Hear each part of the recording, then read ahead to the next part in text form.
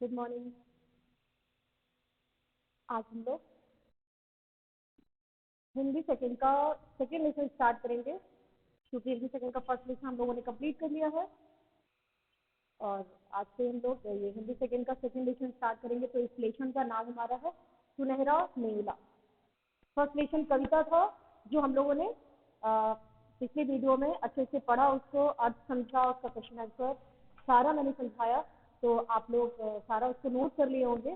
तो इसलिए आज हम लोग सेकेंड लेसन स्टार्ट करेंगे। सेकेंड लेसन इस कहानी है सुनहरा नेवला, अर्थात एक नेवले की कहानी है। नेवला आपको सबको पता है कि नेवला क्या है। तो नेवला एक नेवले की कहानी है। कह रहा है कि सुनहरा मतलब क्या, सुनहरा कलर पता है ना, रंग। अर्थात उस जो नेवला है उसका रंग कैसा है, सुनहरा। अब उसकी कहानी बता रहा है। पर पहले हम इस पाठ का पूरा सार पढ़ते हैं। सार मतलब इस सारांश कहना क्या चाह रहा है, इसका उद्देश्य क्या है इस सुनहरे नेवले की कहानी बताने का। तो सबसे पहले हम इसके बारे में पढ़ेंगे। तो क्या कह रहा है कि धर्म संपूर्ण सादगी और सभ्यता में निवास करता है। जो हमारा धर्म है, हमारा धर्म क्या है। धर्म ये नहीं है कि हम किस जाति के हैं, किस धर्म के हैं, उससे मतलब नहीं है। सबका एक धर्म होता है, क्या, सबकी सहायता करना, सबकी सब पे दया करना, ये हमारा धर्म होता है, न कि जाति भेद का। तो यहाँ पे जाति भेद को नहीं बताया गया है। यहाँ पे ये कह रहा है कि धर्म जो है हमारा क्या कर्तव्य, अर्थात कर्तव्य से मतलब है जो हम लोगों ने कविता में पढ़ा है कि हमारा क्या कर्तव्य होना चाहिए। तो उसके विषय में उसी से संबंधित भी बता रहा है कि धर्म संपूर्ण सादगी और सभ्यता में निवास करता है। अर्थात हमारा धर्म जो होता है वो हमें यह दिखाने का प्रयास करता है, हम बताएं या ना बताएं, हमें देख कर लोग समझ जाते हैं, क्योंकि हम बहुत ही सिंपल सादा तरीके से रहते हैं और हमेशा सत्य का साथ देते हैं, हमेशा सत्य बोलते हैं। तो इससे भी हमारे धर्म का पता चलता है कि हम किस धर्म से हैं, किस धर्म को मानने वाले हैं। प्रकृति में मूल रूप से जुड़े प्राणियों में ही यह सर्वथा दृष्टिगोचर होता है। धर्म किसी राज्य या राजा की संपत्ति नहीं, अपितु यह तो जीवन के उच्च आदर्शों के सार से प्राप्त अमृत बिंदु है। कह रहे हैं कि धर्म जो है, धर्म क्या है, किसी राज्य या राजा की संपत्ति नहीं है। अभी हमने कहा कि यह हमारे जाति धर्म धन संपत्ति से मतलब नहीं होता है। हमारा धर्म क्या है, जीवन के उच्च आदर्श, हमारे जीवन में क्या हमारा लक्ष्य है, हमारा क्या उद्देश्य है, इसको इसको कह रहे हैं कि इन आदर्शों पे जो चलते हैं, जो मानते हैं इनको, वो है धर्म। इसे तो विरले ही प्राप्त करते हैं। और आपको पता है कि ऐसे धर्म के अनुयायी बहुत कम मिलते हैं, बहुत ही विरले मिलते हैं, क्योंकि इस संसार में धन संपत्ति और जाति धर्म की लड़ाई के पीछे लोग अपने आदर्शों को, अपने उद्देश्यों को भूल जा रहे हैं, उन धर्मों को भूल जा रहे हैं जो सच्चे धर्म है। तो ऐसे व्यक्ति बहुत कम मिलते हैं। धर्म का वास्तविक चिंतन शरीर में रचे बसे रसायनों और ग्रंथियों पर व्यापक प्रभाव डालता है। क्या कहना है कि धर्म का वास्तविक चिंतन क्या है, शरीर में जो हमारे रसायन और हमारे मतलब हमारे शरीर को जैसे जैसे रचना की गई है हमारे शरीर की, उस पर क्या होता है, उसका व्यापक, उसका बहुत बड़ा प्रभाव पड़ता है। उसका कैसे हमारे रचना की गई है हमारे शरीर की। धर्म परायणता में संलग्न व्यक्ति सभी में ईश्वर का रूप दिखता है। क्या कह रहे हैं कि जो व्यक्ति धर्म को मानने वाला होता है, धर्म परायण होता है, उनमें क्या होता है, उनमें व्यक्ति में, उस व्यक्ति में हमें क्या दिखाई देता है, ईश्वर।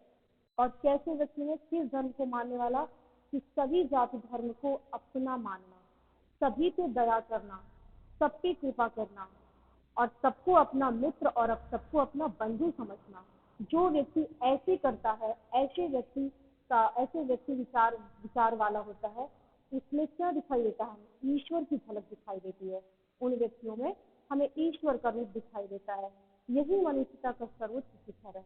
सबसे मनुष्य होने का सबसे बड़ा यही उसकी महानता होती है कि उसके अंदर जो किसी के प्रति दयालुता की भावना होती है, तो वही असली मनुष्य होता है। प्रस्तुत कहानी के माध्यम से हमें यही समझाया गया। आज आगे हम इस सुनहरा नेवला के बारे में हमें क्या समझाया गया है कि ये जो हमारा धर्म है, हमारा धर्म क्या होना चाहिए।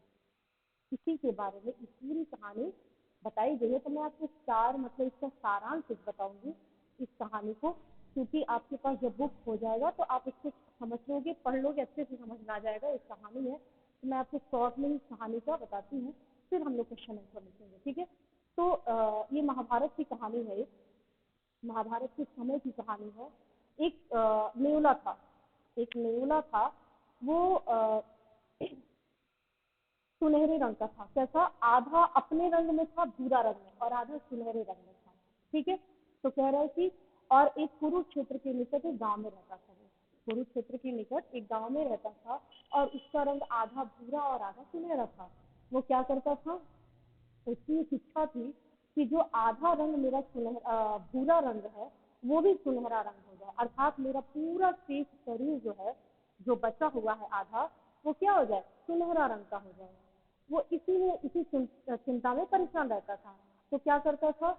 उसकी अपनी इच्छा पूरी करने के लिए वो पूरे देश विदेश में भ्रमण करता था, घूमता था, और जहाँ भी उसको लगता था कि यह पृथ्वी अच्छी है, यहाँ की मिट्टी अच्छी है, वहां पे वो लोट पोट हो जाता था, और अपने शरीर को उस मिट्टी में बार बार लपेटता रहता था।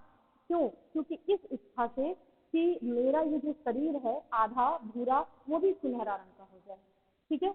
उसके बाद वो क्या करता था, लेकिन वो हमेशा निराश हो जाता था। क्यों? क्योंकि इतना प्रयास करने के बावजूद भी उसका शरीर जैसा रहता था वैसे ही हो जाता था, आधा रंग सुनहरा और आधा रंग भूरा। अब इसलिए वो परेशान क्या किया, एक दिन उसने निश्चय किया कि मैं एक ऐसी ही दयालु और निस्वार्थ, जहाँ किसी का भी स्वार्थ ना हो, जहाँ दयालुता हो की भावना हो, वैसे स्थान को मैं ढूंढूंगा, और वैसे स्थान पर जाके मैं उस मिट्टी में, उस स्थान पे अपने शरीर का लोटपोट करूंगा, और ताकि वहाँ की निस्वार्थ भूमि जो है, उस जहाँ दान पुण्य हुआ हो, जहाँ अन्न वस्त्र का दान हुआ हो, ऐसी जगह पे मैं अपना रंग सुनहरा बना लूंगा। जितना आधा मेरा शेष भूरा रंग बचा है, उसको भी मैं सुनहरा रंग बना लूंगा। इसी प्रयास में घूमता रहता था।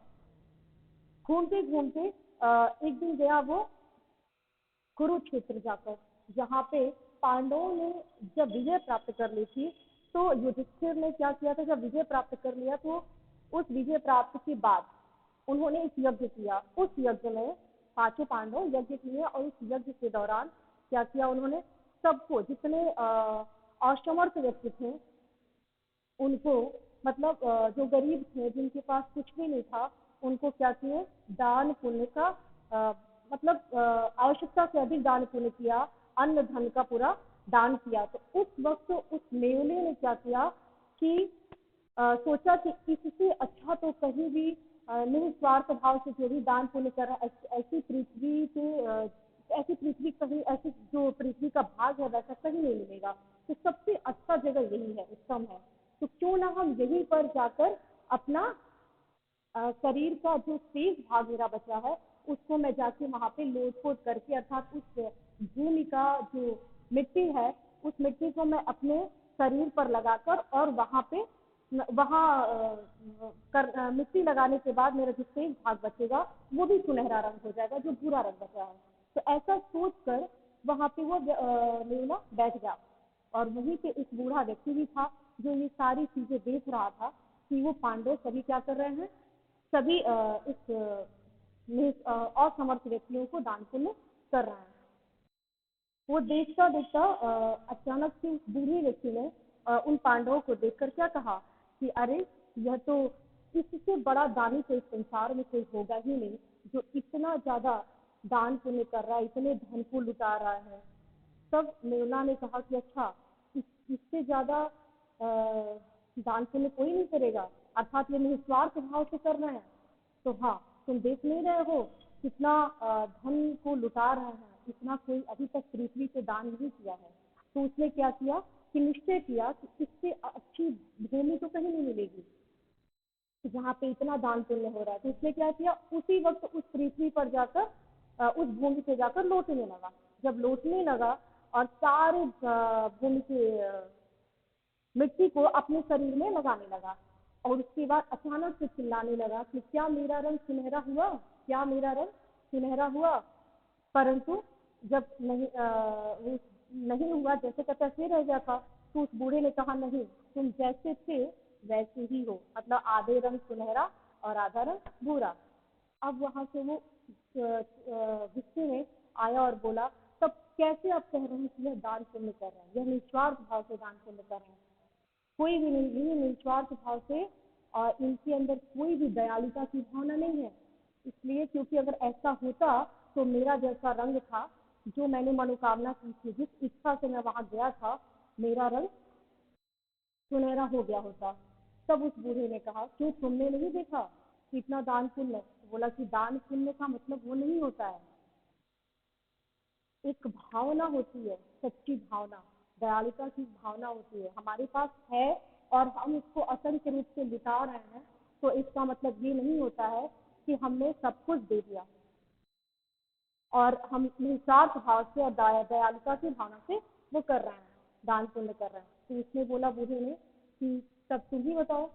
तो उसने क्या किया कि वो बताया कि एक वृद्ध की कहानी बताया, कि एक वृद्ध था, वृद्ध ब्राह्मण। उसने क्या किया,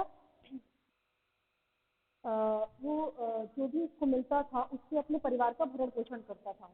तो उसके बाद एक दिन बहुत अकाल पड़ गया, और वो लेकर आया सत्तू। उसके 4 भाग किए, और उसके घर में क्या क्या थी, उसकी पत्नी, उसका पुत्र और उसकी पुत्रवधू, 4 लोग थे। उसका 4 भाग किया और चारों खाने बैठ गए, परंतु सभी भूख से बहुत व्याकुल थे। उसी वक्त एक महात्मा आया, मतलब एक भूखा व्यक्ति आया। उसने क्या किया, अपने हिस्से का, मतलब वो जो ब्राह्मण था, तपस्वी ब्राह्मण, वो उसने अपने हिस्से का दे दिया उसे सत्तू। फिर उसके बाद उसका भूख नहीं मिटा उस गरीब का, तो फिर उसकी पत्नी ने अपना हिस्सा दे दिया। फिर उसके तभी भी उसका भूख नहीं मिटा, तो उसके बेटे ने अपना हिस्सा जो सत्तू था वो भी दे दिया। फिर उसकी पुत्र वधू ने भी ये कहकर दे दिया कि हमें बड़ों की सेवा करनी चाहिए, तो हमें पुण्य मिलेगा, यही कहकर उसने अपने हिस्से का भी सत्तू दे दिया। और इससे वह महात्मा जो है बहुत ही प्रसन्न हुआ, और ऋषि देवता ये सभी बहुत प्रसन्न हुए इससे। तो ये देखकर ये जो नेवला था बोला कि मैं ये सब देखता रहा दूर से, जब देखा तो मैं गया तो इतने आनंदित हो गया मैं कि कुछ समय के बाद उसी रात्रि को उस पूरे ब्राह्मण परिवार की मृत्यु हो गई। परंतु उसकी कहानी सुनकर हमें इतना आनंद हुआ कि मैं गया और वहां पे लौटने लगा, अपने खुशी के मारे लौटने लगा कि ऐसा दानी तो मैंने पूरे संसार में कहीं नहीं देखा। तो उसका जो सत्तू का जो कण हुआ था, उसमें छोटे छोटे जो सत्तू का कुछ भाग से बच गया था, वो मेरे शरीर पर लग गया, परंतु वो इतने कम थे कि वो मेरे पूरे शरीर पर न लग के आधे ही शरीर पे लगा। तो जब वो लगा तो उससे क्या हुआ, मेरा आधा शरीर सुनहला हो गया और आधा शरीर भूरा हो गया। अब इससे क्या हुआ कि जब मैं देखा तो मुझे ऐसा लगा कि ऐसी पूरी पृथ्वी पर ऐसा कहीं भाग नहीं है जो इतना पवित्र है, पवित्र स्थान है, क्योंकि यहाँ निस्वार्थ भाव से दान किया गया था। तब मुझे ये लगा, तब से मैं ये प्रयास कर रहा हूँ कि कोई ऐसे फिर से इस पृथ्वी पर कोई ऐसा भाग मुझे मिल जाए कि कोई इतना निस्वार्थ भाव से दान करे, और जिसके मन में ऐसे दयालुता की भावना हो कि जिससे वो धरती ही पवित्र हो जाए, जिससे मेरा रंग सुनहरा हो गया, तो जो मेरा शेष भाग बचा है वो भी सुनहरा हो जाए। परंतु आज तक मैं उसका ढूंढने का प्रयास कर रहा हूँ, उस भाग को, इस पृथ्वी के भाग को, पर वो मिल ही नहीं रहा है, क्योंकि कोई भी ऐसा दानी संसार में है ही नहीं उस महात्मा के जैसे, उस जो संत महात्मा थे उनके जैसा कोई नहीं है। तो यह सुनकर, और आज ये सुनकर उस बूढ़े ने बहुत आश्चर्यचकित किया कि सच में ऐसा कोई भी नहीं होगा, ऐसे दानी। तो वह नेवले ने कहा कि अभी तक मुझे नहीं मिला, और मैं उसकी प्रतीक्षा कर रहा हूँ कि कब वो ऐसा धरती मुझे मिलेगा, कब ऐसे व्यक्ति मिलेंगे जो उस धरती को पवित्र करेगा और मेरा रंग सुनहरा हो जाएगा, जिससे इस भाग बचा है। तो ये इस कहानी का सारांश था। आज जिसके पास बुक है वो तो देखकर समझ जाएंगे, लेकिन जिसके पास नहीं है वो भी, जो मैंने कहानी सुना दिया, वो आपको इसी से समझ में आ जाएगा। अब मैं इसका प्रश्नोत्तर आपको बता देती हूँ, ध्यान से सुनना। प्रश्न को सुनना, प्रश्न मैं नहीं लिखूंगी, सिर्फ आंसर लिखूंगी, क्योंकि प्रश्न आप लिख सकते हो तो प्रश्न आप लिख लेना, मैं बोलूंगी 2-3 बार रिपीट करूंगी और आंसर मैं लिखूंगी, आप देखकर उसको लिखना। ठीक है, तो सबसे पहले मौखिक प्रश्न पे आएंगे। मौखिक प्रश्न में क्या कह रहा है कि नेवली की क्या इच्छा थी। कहानी सुनकर आपको अच्छे से समझ में आ गया होगा, फिर भी हम इसका आंसर लिख रहे हैं, आप लोग नोट करते रहना। तो एक बार और क्वेश्चन रिपीट कर रही हूँ, मौखिक प्रश्न, नेवली की क्या इच्छा थी, तो नोट कर लीजिएगा क्वेश्चन को। आंसर क्या है, उसका शेष शरीर भी सुनहरा हो जाए। यही इच्छा थी ना कि उसका जो शेष शरीर था वो भी सुनहरा हो जाए। तो मौखिक का पहला प्रश्न था मौखिक, आप नोट करते जाना अच्छे से। मौखिक का पहला प्रश्न, प्रश्न आप नोट कर लेना, मैं उत्तर लिखूंगा। नेवली की इच्छा थी कि उसका शेष शरीर, उसका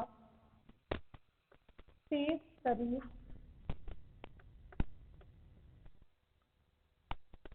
भी सुनहरा हो जाए।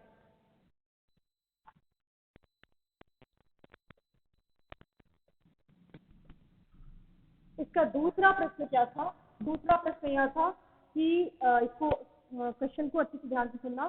तपस्वी ब्राह्मण अपने परिवार का भरण पोषण किस प्रकार करता था। तपस्वी ब्राह्मण अपने परिवार का भरण पोषण किस प्रकार करता था।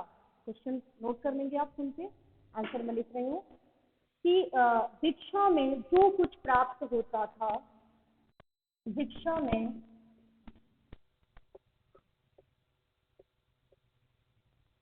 जो कुछ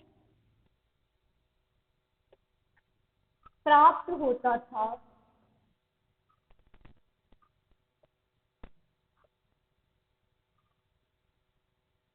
उसी से अपने परिवार का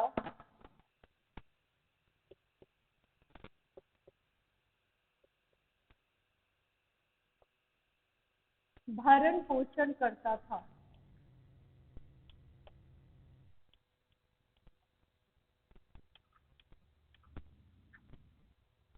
ठीक है, ये सिर्फ 2 ही मौखिक प्रश्न हैं, आप लोग इसको ध्यान से देखो और नोट कर लो, क्योंकि अब मैं लिखित प्रश्न लिखने जा रही हूँ। तो अब लिखित का हम पहला देखेंगे। लिखित का पहला प्रश्न है, नेवले की क्या इच्छा थी। पहला प्रश्न है, नेवले की क्या इच्छा थी। तो नेवले की क्या इच्छा थी, नेवले की ये इच्छा थी कि जो उसका आधा भाग बचा था, जो हमने पहले में देखा था, आप प्रश्न को लेके लिखना, हम सिर्फ आंसर लिखा रहे हैं। नेवले की इच्छा थी कि उसका आधा भाग जो भूरा है वह भी सुनहरा हो जाए, सुनहरा रंग का हो जाए। इसका दूसरा प्रश्न क्या है, दूसरा प्रश्न ये बोल रहा है, अपनी इच्छा पूरी करने के लिए नेवले का क्या प्रयास था। दूसरा प्रश्न क्या था, अपनी इच्छा पूरी करने के लिए नेवले का क्या प्रयास था। तो दूसरा प्रश्न हम लिखेंगे कि अपनी इच्छा पूरी करने के लिए वो क्या किया, वह देश विदेश घूमा, देश विदेश का भ्रमण किया और जहां जाता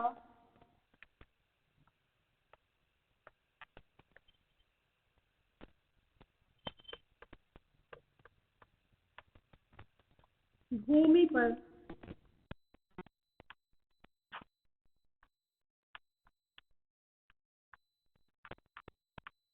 लूट जाता।